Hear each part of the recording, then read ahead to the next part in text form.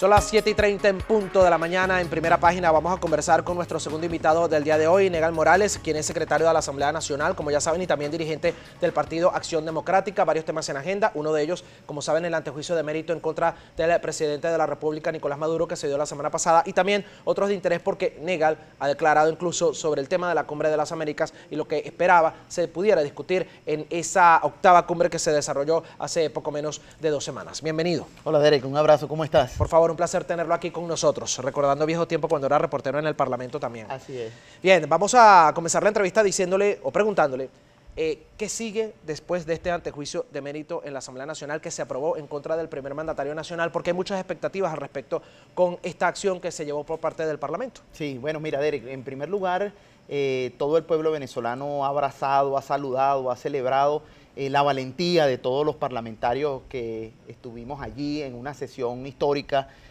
porque develamos, desnudamos ante todos los venezolanos una realidad que el país estaba viviendo y que quería ver como cuál era el elemento que faltaba en esa ecuación.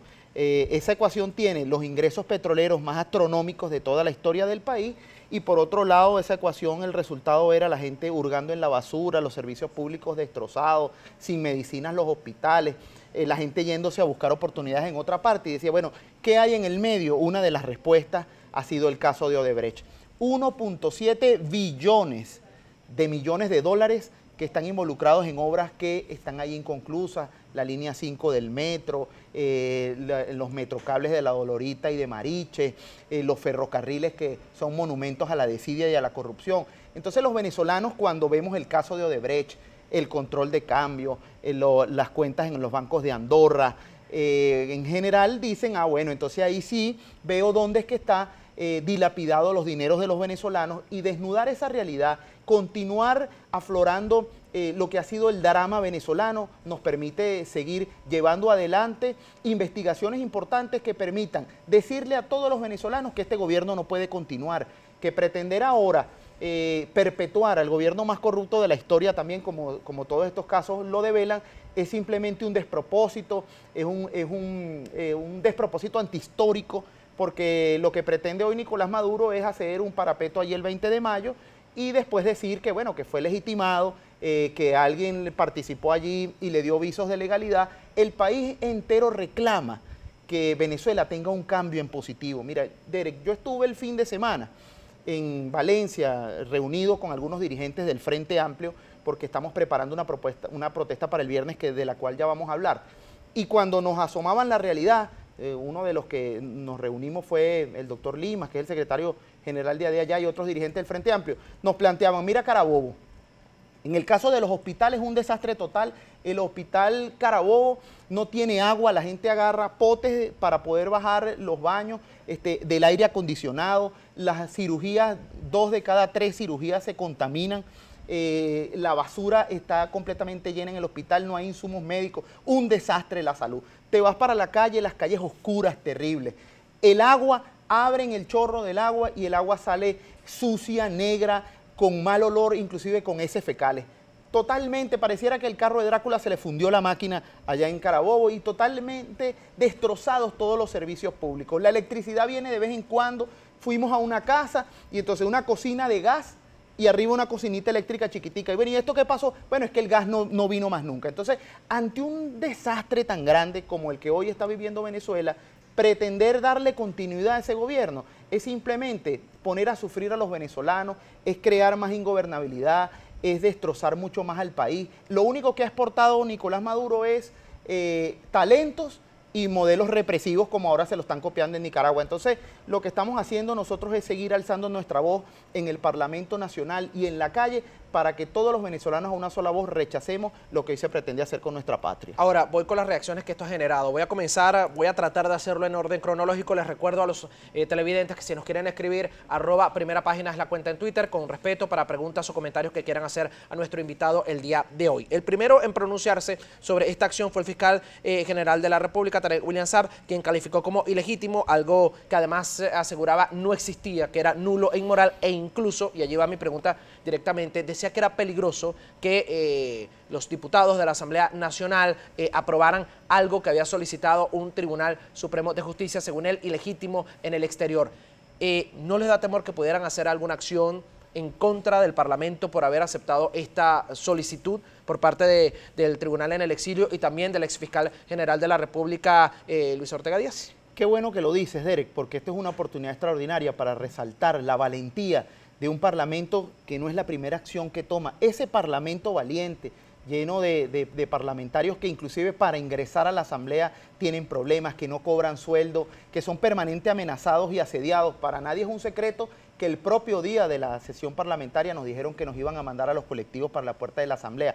Esa afirmación de, entre comillas, fiscal, porque nadie lo reconoce, porque es un fiscal írrito, espurio, nombrado por una Asamblea Nacional Constituyente que nadie reconoce, es nuevamente una amenaza. Ese es el modus operandi de un gobierno que pretende amenazar al único poder legítimamente constituido por el voto popular como es la Asamblea Nacional. Nosotros no hemos tenido miedo ni lo vamos a tener.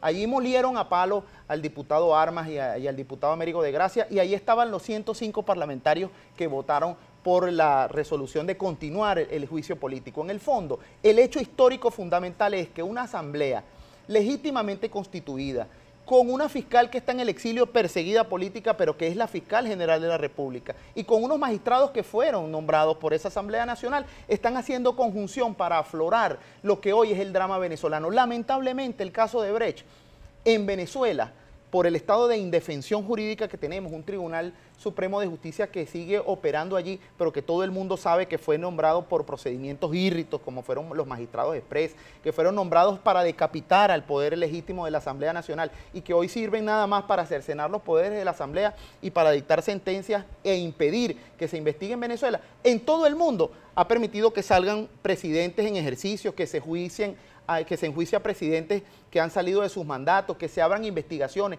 que hayan aflorado los escándalos en todas partes, menos en Venezuela. Aquí pretende taparse, amenazar a la Asamblea, pero nosotros no vamos a caer en esas amenazas, ni tenemos miedo, Derek. Nosotros vamos a seguir aflorando todos los casos de corrupción que se han sucedido en Venezuela. Por ejemplo, nadie puede olvidar que el caso de PDVSA, a PDVSA la quebraron PDVSA. Destruyeron la producción petrolera venezolana y a pesar de que el petróleo todavía está a $60 el barril, los ingresos venezolanos han caído porque quebraron nuestra industria petrolera. Nosotros denunciamos desde la Asamblea Nacional 11.000 millones de dólares en corruptela y el gobierno lo tapó. Hoy por hoy, Freddy Guevara está en una embajada asilado, no es por ningún tema que tenga que ver con algo netamente político, sino porque era el presidente de la Comisión de Contraloría cuando eso se investigó. Los casos de Andorra, cerraron el Banco de Andorra y hoy por hoy entonces no se permite investigar más allá. El gobierno tapa todos los casos para decir que no hay corruptela en Venezuela. Por eso, Derek, y es importante decirlo, cuando la gente me pregunta en la calle, que ando en los recorridos, bueno, ¿y las medidas? Es que ustedes están pidiendo medidas. No, las medidas son una consecuencia de lo que ha estado sucediendo en el país. Han estado preguntando de eso aquí, de hecho, ya ahorita le voy a leer algunas preguntas sobre justamente ese tema de las medidas. Qué bueno, porque las sanciones y las medidas que se han tomado en el extranjero no responden a una solicitud de la oposición venezolana, responden a realidades. ¿Por qué sancionaron a Carlos Rotondaro? Porque quebraron el Seguro Social. ¿Por qué sancionan a los funcionarios que han ejercido los planes alimentarios en el país? Porque se han cogido los reales. ¿Por qué sancionan a los que están involucrados en PDVSA? Porque quebraron la industria petrolera. Ahora le pregunto, ¿por qué sancionan a los funcionarios que están involucrados, por ejemplo, en el Consejo Nacional Electoral? Porque han violado los derechos de los venezolanos para poder elegir libremente. En general, las medidas son la respuesta del mundo democrático ante las violaciones a los derechos humanos y a las corruptelas que hoy existen en Venezuela. Ahora le pregunto, por ejemplo, al presidente de la República, Nicolás Maduro, restó importancia a esta acción y dijo, entre sus declaraciones, palabras más, palabras menos, que si ese tribunal, por ejemplo, desde Colombia, decidiera destituir al presidente de los Estados Unidos, y se lo preguntaba él, ¿destituirían al presidente de los Estados Unidos? No. Con eso daba a entender que no tenía ninguna legitimidad lo que había hecho el TCJ. Pero por otra, el candidato a las elecciones presidenciales del 20 de mayo, Henry Falcón, aseguraba que no se deberían generar falsas expectativas con esta acción que llevó a cabo el Parlamento. ¿Qué contesta usted ante estos dos señalamientos que han hecho de distintos ámbitos, de distintos candidatos, pero sobre un mismo tema en particular? Mira, perdóname que haga énfasis en este tema cuando dice el señor Falcón que no se genere falsas expectativas. Yo creo que la falsa expectativa que está generando él con una candidatura en la que se comprometió con los venezolanos, que si no había observación internacional no iba a participar y sigue allí haciéndole el juego a ese parapeto en el gobierno nacional, creo que no tiene en principio credibilidad para venir a acusar sobre ningún otro tema. Por ejemplo, yo le preguntaría al señor Falcón, ¿usted está sorprendido porque la Unión Europea dijo que no va a venir al proceso electoral en Venezuela? A mí eso no me sorprende. No me sorprende porque para poder tener una observación seria en Venezuela tendría que haber los lapsos, tendría que haber una convocatoria legítima, no por una Asamblea Nacional Constituyente que nadie reconoce, y por lo tanto no viene la Unión Europea, por lo tanto no viene la Organización de Naciones Unidas, por lo tanto la Cumbre de las Américas también rechazó al unísono todos los países de América la pretensión de ir el 20 de mayo a un parapeto electoral. En todo caso, lo que hoy los venezolanos entendemos que la falsa expectativa es no solamente lo que el gobierno está haciendo, sino quienes les hacen el juego allí. El hecho político fundamental con el tema del caso de Brecht y con las denuncias que hoy está llevando adelante los magistrados que fueron nombrados por la Asamblea Nacional Legítima es aflorar, es denunciar, es inclusive recabar y pedirle a los países del mundo que nos den insumos para poder perseguir a los capitales que se han llevado del país, porque tarde o temprano, y eso es importante recalcarlo aquí en tu programa, Derek, tarde o temprano esos capitales van a ser repatriados a Venezuela y los culpables de haberse robado los reales de los venezolanos van a pagar con cárcel. Bien, es Negal Morales, secretario de la Asamblea Nacional, dirigente de Acción Democrática. Vamos a hacer una pausa reglamentaria esta hora. Al regreso más, vamos a hablar un poco también del apoyo internacional que le han dado a esta decisión y también lo que ha ocurrido en la Cumbre de las Américas. Por favor, no se aparte, ya venimos.